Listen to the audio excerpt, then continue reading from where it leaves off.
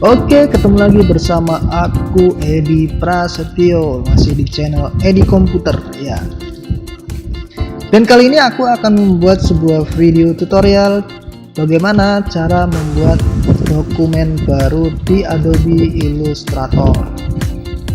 Jadi sebenarnya bikin dokumen baru itu gampang banget di Illustrator, cuman yang paling penting adalah dokumen itu sesuai dengan kebutuhan desain yang akan kita buat. Jadi jangan sampai nanti permintaannya kayak gini kok jadinya seperti yang lain, itu nanti akan berantakan semua. Jadi di sini aku akan memberikan tips bagaimana cara membuat dokumen baru yang baik dan benar di Adobe Illustrator.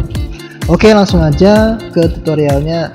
Yang pertama kita harus buka dulu program desain grafis yaitu Adobe Illustrator sesuai tutorial yang aku kasih ini. Di sini aku menggunakan Adobe Illustrator CC, yaitu versi yang terbaru. Kayaknya nggak ada lagi sih yang baru, tapi aku nggak pernah cek sih. Oke, untuk membuat dokumen baru caranya gampang banget, yaitu kalian pilih menu file, kemudian new, atau kalau kalian pakai tombol di keyboard tuh kalian pilih tombol control kemudian N. Ini udah di sini udah ada keterangannya nih ya, control plus N. Nah, itu cara yang lebih cepat, tapi di sini aku akan menjelaskan lebih detail aja. Oke, kemudian kita klik, kemudian akan muncul jendela baru yaitu new document. Jadi disinilah kita harus menentukan tepat di mana kita bikin ya. Artinya kalau kita dapat project, kita harus sesuai dengan project yang kita ambil. Jadi nanti jangan sampai permintaannya ukuran sekian tapi kita bikinnya dengan ukuran yang lain. Oke, yang pertama yaitu adalah name. Name itu untuk nama dokumen. Jadi nanti ketika kalian nge-save atau menyimpan dokumennya, itu namanya udah kita bikin. Tapi kalau lupa atau lain sebagainya nggak apa-apa, biarin aja.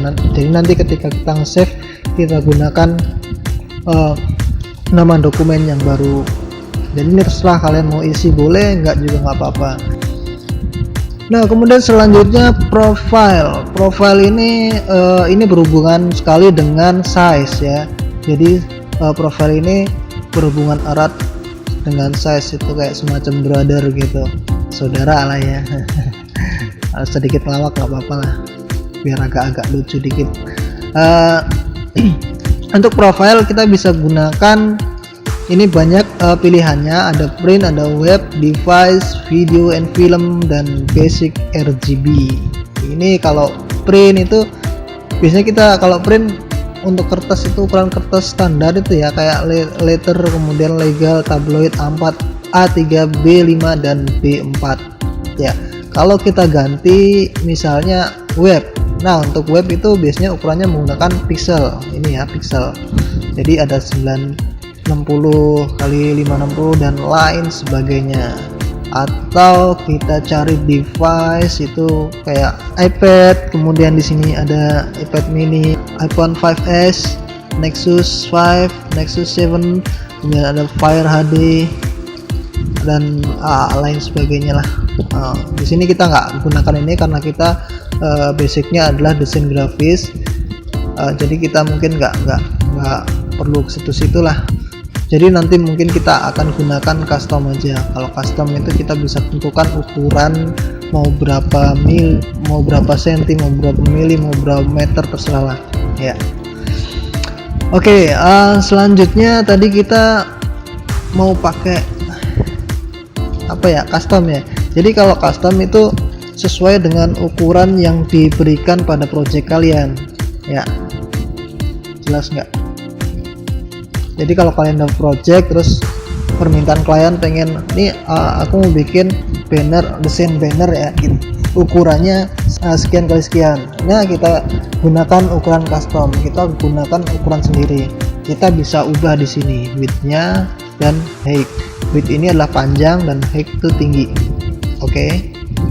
Nah, kemudian kalau untuk unit ini bisa kita ganti. Saat ini unit ini adalah satuan ukuran kayak milimeter, meter, sentimeter, inci dan lain sebagainya. Ini ada banyak sih, ada poin, pikas, inci, milimeter, sentimeter dan pixel. Ya, pixel itu kayak di web tadi. Kemudian orientation ini kita mau bolak-balikin halaman tuh, mau panjangnya. Misalkan kita salah bikin widthnya contoh widthnya 2, ya ini aja ya, kita langsung ini aja. Widthnya 210 kali tingginya itu 297, tapi kita bikinnya mau dibalik, ditidurin gitu ya, bukan tidurin anak orang, jangan. Jadi kita bisa gunakan orientation ini. Nah, dia akan berubah jadi kayak membalikan kertas saja gitu ya. Oke. Kemudian next, blade ini biarkan aja kosong karena aku juga nggak pernah pakai. Itu kayaknya semacam garis di luar gitu. Aku pernah coba, ya kalian coba aja, kasih aja misalkan 10 mili atau lain sebagainya. Itu nanti akan muncul kayak garis di luar itu, dan itu menurutku nggak perlu sih ya untuk desain grafis. Nah, kemudian selanjutnya adalah advance. Ini advance kalau nggak ada dia kayak gini, tapi kalau kalian nggak ada advance, kita bisa munculin nih, ada tanda panah segitiga nih ya, kalian klik aja nanti akan muncul ke bawahnya. Nah, di menu advance itu ada color mode, raster effect, kemudian preview mode. Nah, ini color mode ini kalau di desain grafis itu ada dua macam, yaitu CMYK dan RGB. Ini kalau biar jelas langsung klik aja, nih ada CMYK dan RGB. Nah, fungsinya keduanya itu penting karena kita harus sesuaikan dengan kondisi project yang akan kita buat. Oke, aku akan jelasin. Kalau CMYK itu digunakan biasanya untuk naik cetak, jadi kayak naik cetak mesin digital printing gitu. Kayak misalkan kita mau bikin banner gitu ya, kalau bikin banner itu biasanya menggunakan format CMYK. Tapi kalau untuk tampilan di kayak misalkan cuman untuk tampilan di monitor, untuk grafik ya di website dan lain sebagainya, kita bisa gunakan RGB karena warna RGB itu sesuai dengan layar monitor kita. Tapi biasanya ada juga naik cetak menggunakan RGB, tapi aku nggak tahu, kurang paham. Kalian bisa konsultasi langsung aja ke tukang cetaknya. Tapi aku saranin kalau untuk naik cetak gunakan CMYK biar kalibrasi warnanya itu sesuai gitu. Oke, lanjut. Kemudian raster effect ini adalah kayak semacam resolusi gitu ya.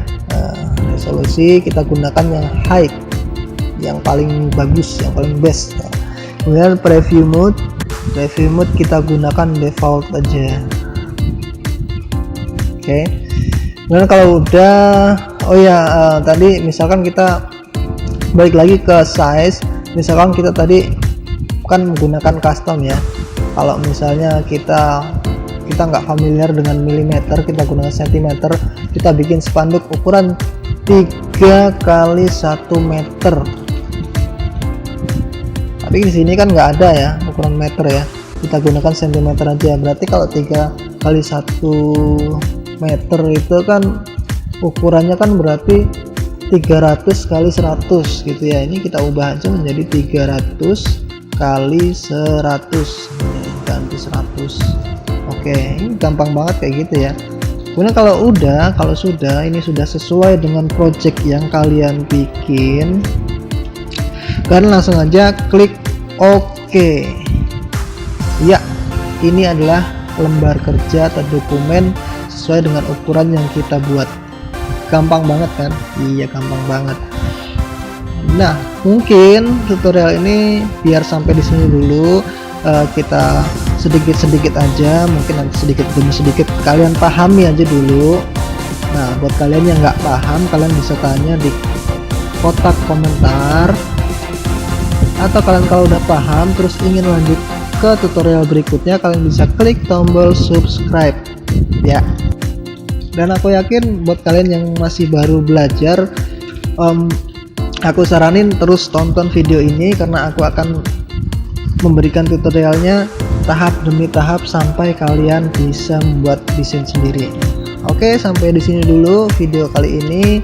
Mudah-mudahan bermanfaat buat kalian. Tetap semangat, tetap belajar. Kita bisa berhasil karena kita terus belajar. Oke, sampai ketemu di video berikutnya.